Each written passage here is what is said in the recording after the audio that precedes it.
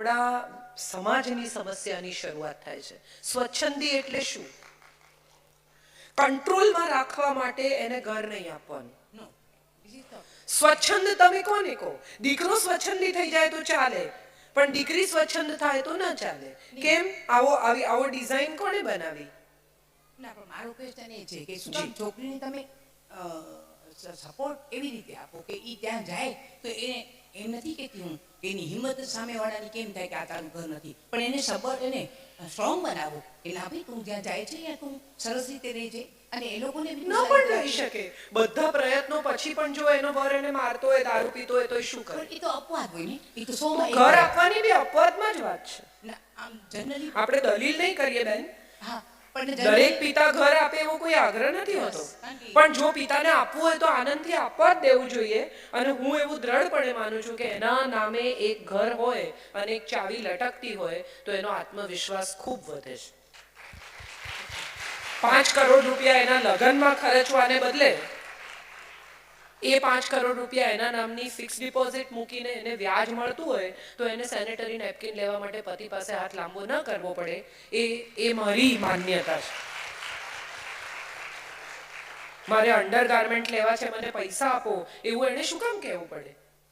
એના લગ્નમાં તમે ધુમાડો કરો, ધુમાડા બંધ ગાન જમાડો, લોકોને બોલાવો, 5 મીઠાઈ ખવડાવો, 4 પ્રસંગ કરો, અને જ્યારે એને જરૂર હોય ત્યારે એની પાસે પૈસા ન હોય, એ વાત સાથે હું અંગત રીતે વ્યક્તિ તરીકે સહમત થતી નથી. બાકી તો બધાએ પોતાની રીતે જ નક્કી કરવાનું છે, પણ હું અંગત રીતે એવું માનું છું કે દીકરીનું ઇન્ડિપેન્ડન્સ એનો આત્મવિશ્વાસ છે, એનું સન્માન છે, અને સન્માન એને મળવું જ જોઈએ. એને ન મળતું હોય તો એ માટે એના માતા પિતા એને સપોર્ટ કરવો જોઈએ, પણ એને બગાડવી ન જોઈએ. રોજ એની માં ફોન કરીને એમ પૂછે તારે ઘરે શું બનાવ્યું? પાઉંભાજીમાં આપણે તો વટાણા ક્રશ કરી નાખીએ છીએ, એ લોકો નથી કરતા. હવે એ એના ઘરનો પ્રશ્ન છે. તમે પરણાવી છે, એ જ્યાં ગઈ છે ત્યાં ટિંડોળા ગોળ સમારવા કે ઊભા એ એનો પરિવાર નક્કી કરશે, તમે નહીં. આ પણ હું માનું છું કે એ જે ઘરમાં ગઈ છે એ ઘરની પ્રથા, સંસ્કૃતિ, એ પરિવારની પ્રતિષ્ઠા, એની પ્રતિષ્ઠા પણ છે જ. અને મોટા ભાગની મમ્મીઓ દીકરી જ્યારે આવીને સાસુની બુરાઈ કરે ત્યારે એન્કરેજ કરે છે. એ બધી મમ્મીઓને મારે કહેવું છે કે એને એવું કહેવું જોઈએ કે તું મારી બુરાઈ ત્યાં કરે છે, નહીં ને, તું ત્યાંની બુરાઈ અહીંયા નહીં કરવાની. ઇક્વલ કોને કહેવાય? આને ઇક્વલ કહેવાય. તમે તમારી મમ્મીની વાત જો તમારી સાસુ સાથે ન કરતા હો, મારી મમ્મી તો બહુ જ વિચિત્ર છે ભાઈ સાહેબ, તો તમારી સાસુની વાત તમારી મમ્મી સાથે નહીં કરતા. આ પ્રામાણિકતા છે, જો થઈ શકે તો કરી જોજો. આઈ થિંક મારી વાત પૂરી થાય છે. કોઈ બીજાને કંઈ પૂછવું?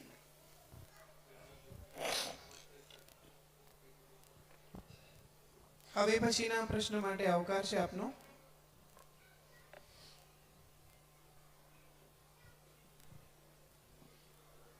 ત્યાં પેલા ભાઈને જોઈશ.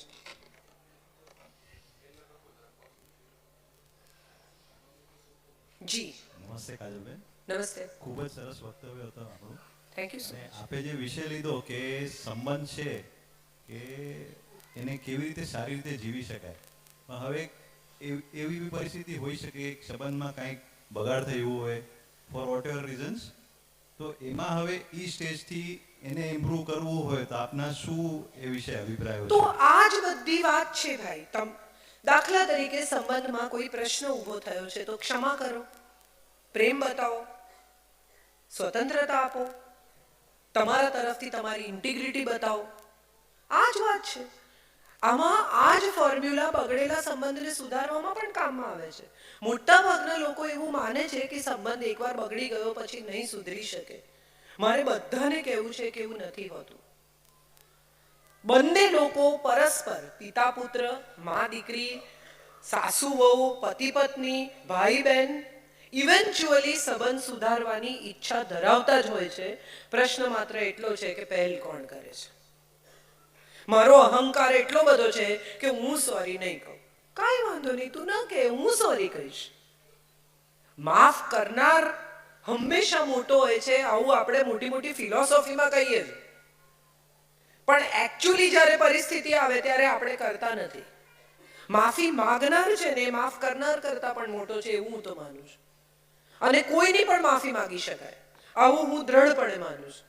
આપણાથી નાના, મારા એમ્પ્લોયી, મારા મિત્રો, મારો પરિવાર, મારા કોઈ પણ ગમે તે જગતમાં કોઈ પણ હોય, જો તમને એમ લાગ્યું કે તમારી ભૂલ થઈ છે તો દિલ ખોલીને માફી માંગી લો.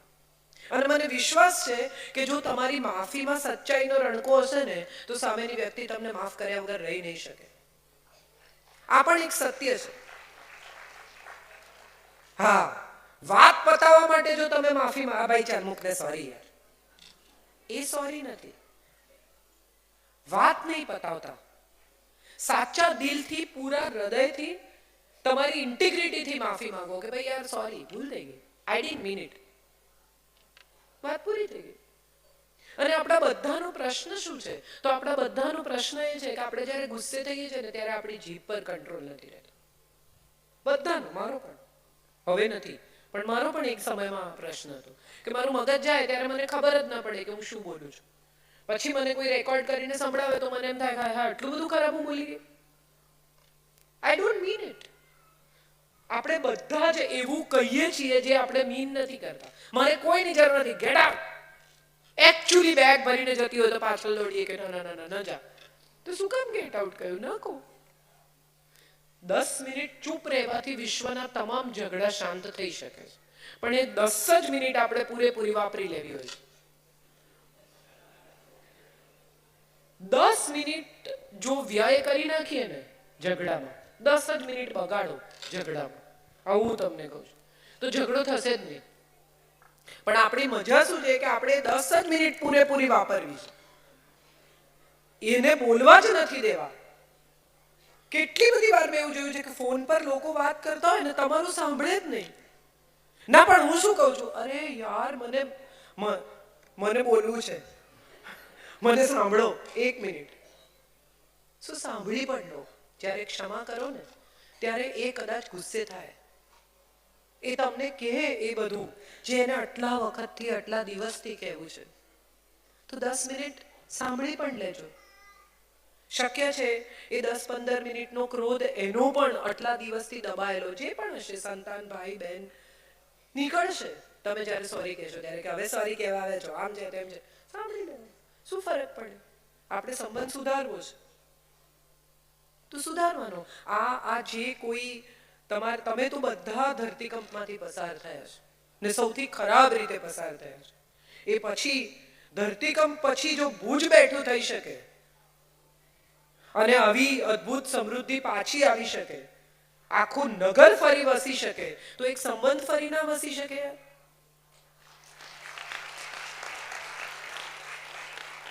આવી કમર તોડ પરિસ્થિતિમાંથી પસાર થયા પછી જો આખું નગર બેઠું થાય તો સંબંધ તો સાવ નાની વસ્તુ છે, સુધરી જ શકે. પ્રયત્ન કરવો પડે બસ, એટલી જ મારી માન્યતા છે. એમને કઈ કહેવું છે? જી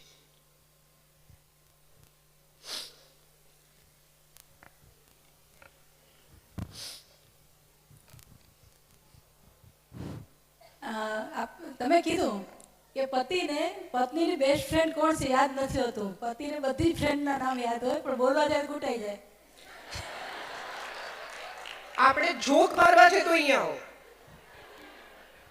આપણે પ્રશ્નોત્તરીની વાત છે. તો પ્રશ્ન શું છે એ કહો.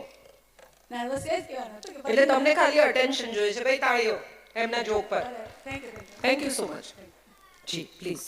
આપણે ક્વેશ્ચન આન્સર સુધી સીમિત રહીશું, કમેન્ટ્સ કારણ વગરની નહીં કરીએ. Ma'am, મારો question આ છે, my Gujarati is a little weak. Any language. In English. So we always say કે છોકરાઓ નાના હોય છે, they are wrong, તો એમને પ્યારથી સમજાવો. What if your grandparents, because of their thinking, because society એટલી patriarchal છે, એના વિચાર એવા જ છે, correct? You can't change it after 75 years. એ પ્યારથી સમજે નહીં, because ego comes in the way. નાના કેવી રીતે મને સમજાય? And if ગુસ્સો કરીએ તો એ પણ ગલત છે. So what would be the solution there? Tolerance, According to me, that's the only option you are left with. Because they are at a point where they are partly beyond repair. They have lived their life on their terms, they have lived their things in their own way. They have managed, they have proven. They are not ready to accept that the times have changed, thinking is changed, technology is changed, people are changed. So when they are not ready to change with the time, people, technology, thinking, they are stuck in a time frame. And when somebody is stuck in some time frame, you can't bring them out. So either you go to that time frame and deal with them, and if you cannot, then tolerate them. I'm sure that's, if you love somebody so much, you can always tolerate. ન સમજે એટલે શું કરે? કઈ ઘરમાં કચરો તો નહીં ફેંકતા હોય એમ કાગળિયા. That is very irritating, where you feel કે ભાઈ આવી રીતે આ કઈ ડસ્ટબિન છે. નાની નાની વસ્તુઓમાં એ એમનું ધાર્યું કરાવે. જે હું માનું છું લગભગ બધાની ફરિયાદ હશે વૃદ્ધ લોકો સાથે કે એ લોકો નથી સમજતા. પણ એકચ્યુઅલી આઈડિયલ પરિસ્થિતિ એ છે કે એ લોકો નથી સમજતા એ તમે સમજી જાઓ ને. એ આઈડિયલ પરિસ્થિતિ. મારા પિતા સાથે મારી મા મારી સાથે રહી. મને ખબર છે કે કેટલી બધી જગ્યાએ મને એમ થાય કે તને એસિડિટી થાય છે, તું ન ખા સાંજે અથાણું. હવે આ એની કાળજી છે, પણ હર રિએક્શન સમટાઈમ્સ વુડ બી તું મને રોકનાર કોણ? તારા ઘરમાં અથાણું નહીં ખાઉં, જા પોતાની બાટલી જુદી લાવે. આઈ સમટાઈમ્સ વન્ડર કે ખરેખર અથાણાનો પ્રોબ્લેમ છે. તને ખરેખર એવું લાગે છે કે હું આ ઘરમાં તું અથાણું ખાય છે અને મારું અથાણું વપરાઈ જાય છે એવો મને પ્રશ્ન છે? એવું તને તું દિલ પર હાથ મૂકીને મને કે તને ખરેખર એવું લાગે છે? ત્યારે એ પણ એવું કે ના એવું નથી લાગતું. પણ like a child, probably they come back to an age where you cannot talk to them on a logical level. 3 વર્ષનું બાળક તમે મેળામાં લઈ જાઓ ને તમે એમાં હાથમાં ઉપાડ્યું હોય અને એને બધું જોઈતું હોય, એ તમને ધક્કા મારે ને મટકા ભરે ને હેરાન કરે ને તમને લાતો મારે ને એને શું જોઈતું હોય કે મને ઉતારી દે. માને ખબર છે કે હું મૂકી દઈશ ને તો ખોવાઈ જશે. એટલે માં બટકાભર પણ સહન કરે, ધક્કા પણ સહન કરે, એના નોર પણ સહન કરે, વાળ ખેંચે એ પણ સહન કરે, પણ એને છોડે નહીં. એને લોજિક નથી સમજાતું, માને સમજાય છે. So sometimes probably we need to become parents of our parents. And that's the only option left. હું તો ઘણીવાર એવું માનું છું કે પોતાના માતા પિતા થવાની સદભાગ્ય બહુ ઓછા લોકોને મળતું હોય છે. કે તમારા મા બાપ જેણે તમને ઉછેર્યા એના માતા પિતા થઈને એની કાળજી લેવી એવું સદભાગ્ય ક્યાં બધાને મળતું હોય છે? અલ્ઝાઇમર થઈ જાય પેરેન્ટ્સને ઘણીવાર અને બધું ભૂલી જાય, એ તમને પણ ભૂલી જાય. ત્યારે પણ કેટલા વાલથી સંતાનો સેવા કરતા હોય છે. Isn't it?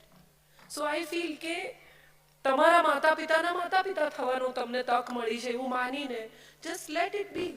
Some things you cannot change. એમાંની એક પેરેન્ટ્સ છે. તમે તમારા મા બાપને ચેન્જ નથી કરી શકતા કે આ નથી જોઈતા, પેલા જોઈતા. એવું મોલમાં ઉપલબ્ધ નથી. તમે તમારા સંતાન ચેન્જ નથી કરી શકતા. પતિ કરી શકો છો, પત્ની કરી શકો છો, પણ મા બાપ બદલી નથી શકાતા. સો જે મા બાપ, અને બીજું કે એમને એ જે કંઈ કે છે ખોટું પણ નથી. સમટાઈમ્સ એ તમને બહુ પૈસા વાપરવા વિશે ટોકે ત્યારે એક સવાલ એવો આવીને ઊભો રહે કે એમણે ખૂબ કરકસરથી પોતાનું જીવન વિતાવ્યું છે. હવે તમે છબકલે પૈસા ઉડાડો છો. તમે 40 ઇંચનું ટીવી હવે નથી ગમતું, હવે 65 ઇંચનું. એ 40 ઇંચનું શું કરવાનું? તને જોઈએ તું લઈ જા. અરે કેટલાનું ટીવી આપી દીધું. એને માટે એ ટીવીની બહુ જ કિંમત છે. કારણ કે એને લાગે છે કે 20,000 રૂપિયા કોને કહેવાય? આ લોકોને કઈ કિંમત નથી. તમને લાગે છે કે તમે મોટું જુઓ ને, પણ એને તો એ પેલા 20,000 રૂપિયા ગયા એનું દુઃખ છે, એને મોટા ટીવીનું સુખ નથી. હવે આને તમે કેવી રીતે મેચ કરશો? So the best part of the story is understand them, let it be. એટલે તો મેં કહ્યું મ્યુચ્યુઅલ અન્ડરસ્ટેન્ડિંગ. તારા છોકરા રોજ પિઝા ખાય છે, હવે એ ખાય જ છે. તમારા માટે ભાખરી બને છે ને તમે આનંદથી ભાખરી ખાઓ. તમારા માટે બાજરીનો રોટલો બને છે ને તમે ખાઓ. એ નથી માનતા, આ પણ નથી માનતા, તો તમે શું કરશો? કોને કોને મનાવવા જશો? So that is what I said કે tolerance is the only way out to be happy. હું ઘણી વાર કહું છું કે મારી શાંતિની કિંમત બોલો, હું ચૂકવવા તૈયાર છું. બાઈ રાખી લેવાથી શાંતિ મળશે, પૈસા આપી દેવાથી શાંતિ મળશે, ચૂપ રહેવાથી શાંતિ મળશે. કેટલાક લોકો ખબર છે બહુ દલીલ કરે તમે કે એમ નથી આમ છે. તમે 1 કલાક દલીલ કરો ને એ પછી એ નિરુત્તર થઈ જાય. એની પાસે લોજિકલ આર્ગ્યુમેન્ટ નથી. પણ એ ગાડીમાં બેસીને પહેલું વાક્ય એવું બોલે કે આમ થાય એવું કઈ હોય નહીં. એટલે એનો અર્થ શું થયો? તમે કલાકની દલીલ પછી પણ એનું મગજ નથી બદલી શકે. એ માને છે તો એ જ જે એ માને છે. એણે ખાલી તમારી સાથે દલીલ કરવાની છોડી દીધી. How does that help? Don't waste your time. Be happy. Enjoy as much as time you have with them. They are in good mood, you are in good mood. That makes the family happy. The more you argue, the more you try to change them, the more you try to force what you have in your mind better for them. Doesn't work. They don't find it better. They think you are kind of imposing things. You are trying to force them. Doesn't work. Let it be.